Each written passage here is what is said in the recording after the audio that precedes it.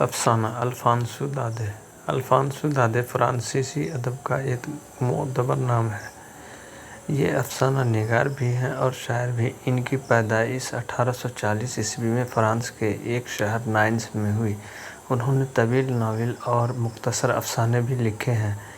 ان کے نثری کارنامے طویل ہیں۔ کئی ناول انہوں نے یادگار چھوڑے ہیں جو فرانسیسی ادبیات میں قابل قدر سرمایہ ہیں۔ ناولوں کے علاوہ انہوں نے فرانسیسی افسانے بہت لکھے ہیں۔ ان کے افسانوں میں آخری سبق بھی ہے جو فرانسیسی حب الوطنی سے معمور ہے۔ ان کے افسانے میں اپنے وطن سے محبت کا جذبہ ابھر کر سامنے آیا ہے۔ آخری سبق الفانسو دادے۔ اس روز صبح کو میں بہت دیر میں اسکول روانہ ہوا اور دل ہی دل میں سہم رہا تھا کہ ماسٹر صاحب آج ضرور بگڑیں گے اور برسیں گے۔ زیادہ ذرا اس خیال سے تھا کہ موسیو ہیمل نے کہہ رکھا تھا کہ آج وہ ہم سے گردانے سنیں گے اور میری یہ کیفیت تھی کہ ان کا ایک لفظ بھی یاد نہ تھا۔ ذرا دیر کو یہ خیال میرے دل میں آیا کہ بھاگ چلوں اور آج کا دن کہیں ادھر ادھر پھر کر گزار دوں۔ سردیوں کا ہلکا ہلکا گرم اور روشن دن تھا۔ بن کے کنارے چڑیا درختوں پر چہچہا رہی تھی۔ چکی کے پچھواڑے کھلے میدان میں جرمن سپاہی قواعد کر رہے تھے۔ یہ چیزیں گردانوں سے بہت زیادہ ترغیب انگیز تھیں، لیکن میں دل کا اتنا کمزور تھا کہ خواہشوں پر غالب نہ آ سکتا۔ چنانچہ جلدی جلدی قدم اٹھا کر اسکول روانہ ہو گیا۔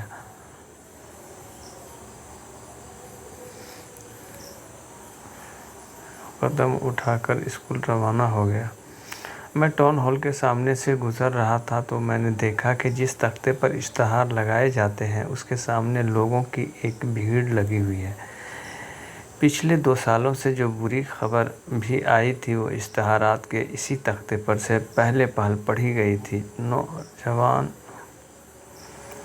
فوجوں کی شکست کی خبریں، اعلانات، فوجی افسروں کے احکامات وغیرہ۔ چنانچہ گزرتے گزرتے میں نے سوچا اب کیا قصہ ہو گیا۔ میں بڑی پھرتی سے قدم اٹھائے چلا جا رہا تھا کہ واچر لوہار نے جو اپنے ایک شاگرد سمیت وہاں موجود تھا، اشتہار پڑھنے کے بعد پکار کر مجھ سے کہا، میاں صاحبزادے اتنی جلدی میں کیوں ہو؟ اسکول پہنچنے کے لیے بہت وقت ہے۔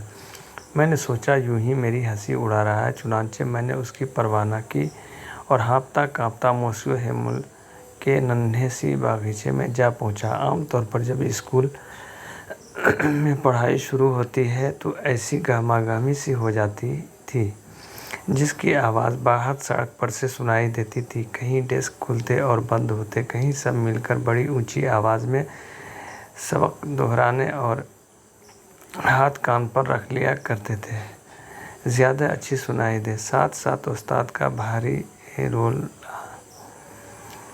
بار بار میز پر برستا رہا کرتا تھا، لیکن آج ہر طرف چپ چاپ تھی۔ میرا خیال تھا کہ شور و گل میں بغیر کسی کو نظر پڑے اپنے ڈیسک پر جا بیٹھوں۔ یہ کیا معلوم تھا کہ مدرسے میں آج اتوار کسی خاموشی کا عالم نظر آتا ہے۔ کھڑکی سے جھانکا تو دیکھا کہ تمام ہم جماعت اپنی اپنی جگہ پر بیٹھ چکے ہیں اور موسیو ہیمل لوہے کا ہیبتناک رول بغل میں دبائے جماعت میں ادھر ادھر ٹہل رہے ہیں۔ اب اس کے سوا کوئی چارہ نہ تھا دروازہ کھول کر سب کی نظروں کے سامنے اندر داخل ہوں۔ آپ خود تصور فرما سکتے ہیں کہ شرم اور خوف کے مارے میری کیا حالت ہو رہی ہوگی۔ پر کچھ بھی نہ ہوا۔ موسیو ہیمل نے مجھے دیکھا اور بڑی شفقت سے کہا، فرنیج میاں، جلدی سے جا کر اپنی جگہ بیٹھ جاؤ، ہم تمہارے بغیر ہی سبق شروع کرنے والے ہیں۔ میں جلدی سے بینچ پھلانگ کر گزرا اور اپنی جگہ پر جا بیٹھا۔ جب ذرا کم ہوا اور میرے حواس درست ہو گئے تو اس وقت میں نے دیکھا کہ ماسٹر صاحب نے اپنے خوشنما ہرا کوٹ، جھالردار قمیض اور سیاہ ریشم کی ننھی سی کامدار ٹوپی پہن رکھی ہے۔ یہ وہ لباس تھا جسے وہ صرف معائنہ یا تقسیم انعام کے روز پہنا کرتے تھے۔ اس کے علاوہ تمام مدرسہ کچھ عجیب عجیب طرح انوکھا اور متین سا نظر آ رہا تھا، لیکن جس بات پر مجھے سب سے زیادہ اچنبھا ہوا وہ یہ تھی کہ پچھلی نشستیں جو عام طور پر خالی رہا کرتی تھیں، آج ان پر ہماری طرح گاؤں کے دوسرے لوگ بیٹھے ہوئے تھے۔ بوڑھا حسر اپنی تکون ٹوپی پہنے بیٹھا تھا، اس کے علاوہ شہر کا پرانا میئر، پرانا پوسٹ ماسٹر اور کئی لوگ موجود تھے۔ ہر شخص اداس نظر آتا تھا۔ بوڑھا حسر بازار سے ایک قوائد لے آیا تھا، اسے کھول کر اپنے زانوؤں پر رکھ لیا تھا اور اس کے صفوں پر اس کی عینک رکھی ہوئی تھی۔ میں ان انوکھی باتوں پر حیران ہی ہو رہا تھا کہ موسیو ہیمل اپنی کرسی پر بیٹھ گئے اور اسی متین و شفیق آواز سے جس میں مجھ سے یہ بات کی تھی بولے، میرے بچوں، آج میں تمہیں آخری سبق دوں گا۔ برلن سے احکام آ چکے ہیں کہ الساس اور لورین کے مدرسوں میں صرف جرمن زبان پڑھائی جائے۔ کل نیا ماسٹر آ جائے گا۔ یہ تمہارا فرانسیسی کا آخری سبق ہے۔ میں چاہتا ہوں آج تم بہت متوجہ رہو۔ یہ لفظ کیسے بجلی کی طرح میرے دل پر گرے۔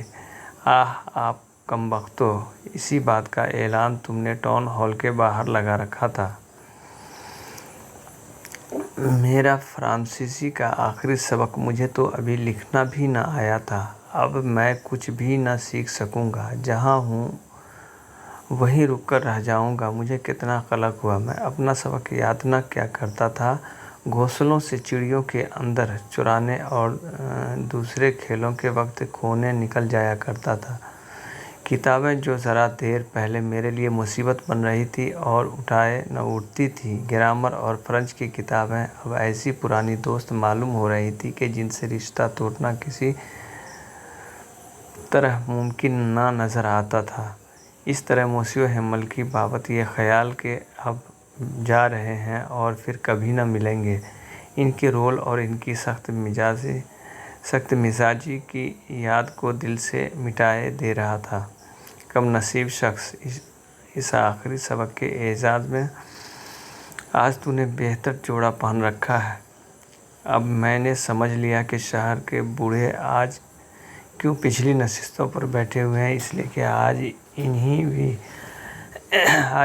بھی رہ رہ کر قلق ہو رہا کہ زیادہ دنوں اسکول نہ گئے۔ وہ اپنے طریق پر اس شخص کا شکریہ ادا کر رہے تھے جس نے 40 سال تک نہایت خلوص و دیانت سے ان کی خدمات انجام دی تھیں۔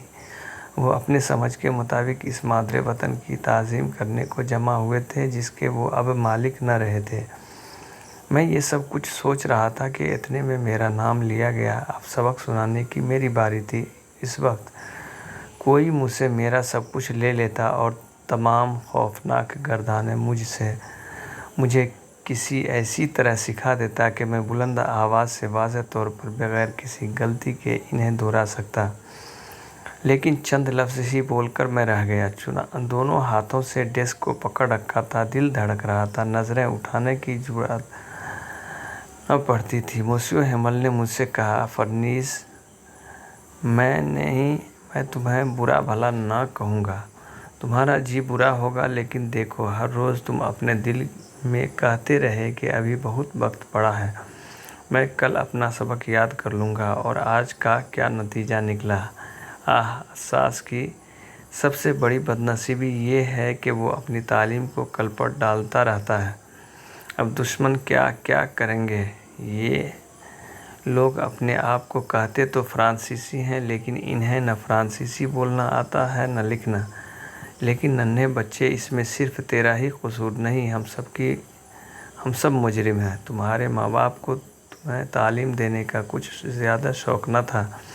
وہ اس بات کو ترجیح دیتے کہ تم کسی کھیت یا چکی میں کام شروع کر دو، گھر کی آمدنی میں تھوڑا بہت اضافہ ہو جائے گا۔ اور میں بھی قصوروار ہوں۔ کئی مرتبہ بجائے اس کہ میں تمہیں سبق پڑھاؤں، میں نے تم سے یہ نہیں کہا کہ جاؤ میرے باغیچے کے گملوں میں پانی دے آؤ۔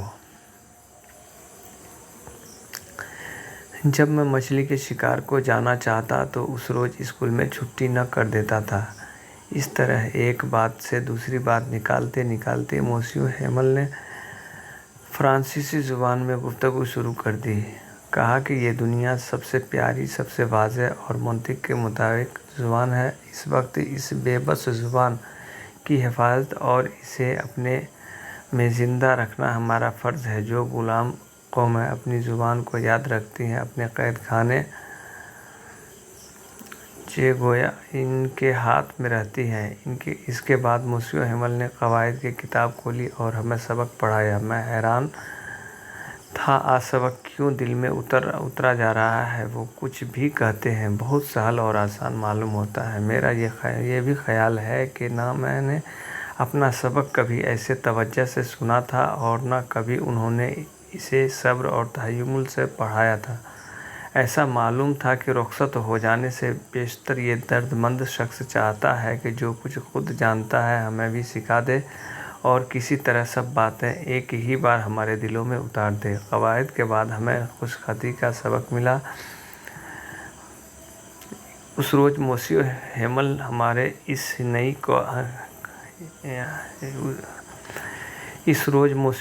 ہمارے لیے نئی کاپیاں لائے تھے، جن پر فرانس الساس بڑے خوش خط لکھے ہوئے تھے۔ ہمارے ڈیسک کے اوپر اور ننھی ننھی چڑیا کھڑی کر کے کاپیاں ان پر ٹانگ دی گئی تھیں اور ننگی ہوئی، اور وہ ایسی معلوم ہوتی تھیں گویا تمام کمرے میں ننھی ننھی جھنڈیاں لہرا رہے ہیں۔ اس روز آپ دیکھتے ہیں کہ طالب علم کس طرح اپنے کام میں مصروف تھا اور جماعت میں کیسا سکوت طاری تھا۔ آواز تھی تو محض قلم کے کاغذ پر چلنے کی۔ ایک بار چند بھوورے کمرے میں گھس آئے، پر کسی نے ان کا خیال بھی نہ کیا۔ ننھے بچوں نے بھی ان کی طرف توجہ نہ کی اور اپنی کاپیوں میں مچھلی پکڑنے کی کارٹونی تصویر ایسے انہماک سے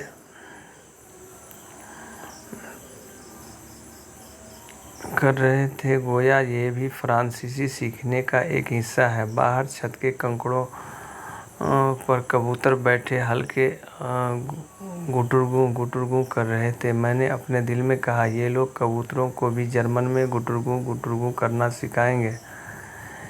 جب کبھی میں نے لکھائی کے کام پر سے سر اٹھاتا تو دیکھتا کہ مسیو ہیمل بے حس و حرکت کرسی پر بیٹھے ہیں، ایک چیز کو تکتے ہیں، کبھی دوسری کو، گویا یہ بات اپنے دل میں جما لینا چاہتے ہیں کہ اس ننھے سے کمرے میں ہر چیز نظر آ رہی ہے۔ سوچیے تو 40 سال تک یہ شخص یہیں رہا، سامنے جماعت بیٹھی رہتی اور دریچوں میں اس کا ننھا سا باغیچہ نظر آیا کرتا تھا۔ ڈیسکیں اور بینچ اس کی نظروں کے سامنے گھس کر پرانے ہو گئے تھے۔ باغیچے کے پیڑ اس کے دیکھتے دیکھتے بلند ہوئے۔ انگور کی بیلیں جو خود اس نے اپنے ہاتھ سے لگائی تھیں، دریچوں کے گرد بل کھاتی ہوئی چھت تک جا پہنچی تھیں۔ ہائے! ان سب چیزوں کو چھوڑ کر چلے جانے سے ان کا دکھیا دل کیسا خون ہو رہا ہوگا۔ اوپر کی منزل میں اس کی بہن کے ادھر ادھر پھرنے کی آواز آ رہی ہوگی اور اسباب باندھنے میں مشغول تھی۔ بس اگلے دن اس شخص کو الساس سے رخصت ہو جانا تھا، لیکن پھر بھی اس شخص میں اتنا حوصلہ تھا کہ آخری دم تک ہر سبق سنتا رہتا۔ خوش خطی کے بعد ہمیں تاریخ کا سبق ملا اور اس کے بعد ننھے بچے ابجد دہراتے رہے۔ پچھلی نشستوں میں اب بوڑھے حسد نے اینک لگائی اور اپنا قاعدہ دونوں ہاتھوں سے سنبھال کر بچوں کے ساتھ بچوں کی مشق کر رہا تھا۔ آپ موجود ہوتے تو دیکھتے وہ پڑھ رہا تھا اور رو رہا تھا۔ اس کی آواز شدت جذبات سے کانپ رہی تھی، ایسی عجیب معلوم ہوتی تھی کہ کبھی ہم چاہتے ہنس پڑیں اور کبھی چاہتے اس کے ساتھ مل کر رونے لگیں۔ آہ! وہ آخری سبق مجھے کیسی اچھی طرح یاد ہے۔ اتنے میں گھڑی نے 12 بجائے، اس کے ساتھ ہی جرمن سپاہیوں کی بگل کی آواز سنائی دی۔ وہ قواعد سے فارغ ہو کر باہر گزر رہے تھے۔ مسیو ہیمل کرسی پر سے اٹھ کھڑے ہوئے۔ اس وقت ان کے چہرے کا رنگ پھیکا پڑ گیا تھا، مگر جیسے بلندہ والا وہ اس وقت نظر آتے تھے، پہلے کبھی نظر نہ آئے۔ وہ بولے، میرے دوستو، میں किसी चीज़ की इसका गला घोंट दिया था और कुछ न बोल सके। फिर वो ब्लैक बोर्ड की तरफ मुड़ गए, चाक का एक टुकड़ा लिया और अपनी पूरी कुव्वत से काम लेकर जिस कदर बड़े अल्फाज में लिख सकते थे उन्होंने ब्लैक बोर्ड पर लिख दिया, जिंदाबाद फ्रांस। फिर वो रुक गए, अपना सर दीवार से टेक दिया और बगैर कोई लफ्ज़ मुंह से निकाले सिर्फ हाथ से इशारा किया जिसके माने है स्कूल बंद हो गया, अब तुम जा सकते हो। आपने पढ़ा फ्रांसीसी अफसानानिगार का ये अफसाना एक सबक आमोज़ कहानी है। दर्स व तदरीस के मुतालिक ये एक कहानी है जिसमें तलबा को दर्स व तदरीस के अमली तजुर्बा से रोशनास कराया गया है। फ्रांस के मुल्क में एक ऐसा उस्ताद स्कूल में फ्रांसीसी ज़ुबानी की तालीम दे रहे थे। कहानी के पस मंज़र में आज उस्ताद के दरसगाह का आखिरी सबक था, जिसमें उस्ताद के तवील दरसी अमल का ज़ाती तजुर्बा भी था और दूसरी तरफ अनवाए अक़साम के तलबा से मिलने का मुशाहिदा भी। ये फ़्रांसीसी ज़ुबान और इसी मुल्क के समाजी पस मंज़र की कहानी है जिसका ये उर्दू तर्जुमा है। तालिब इल्म किसके खौफ से सहम रहा था? मास्टर साहब के खौफ से। तालिब इल्म के दिल में ज़रा देर के लिए क्या आया? भाग जाने का। मास्टर साहब के कोट का रंग कैसा था? हरा था। मास्टर साहब कैसे रंग के रेशमी टोपी पहने हुए थे? स्याह रेशमी टोपी। मास्टर साहब ने ब्लैक बोर्ड पर क्या लिखा? जिंदाबाद फ्रांस। कहानी आखिरी सबक के मुसन्निफ़ का नाम क्या है? अल्फ़ांसो दादे। मुसन्निफ़ की तारीख़ पैदाइश 1840 ईस्वी। फर्नीस को कवायद के बाद कौन सा सबक मिला?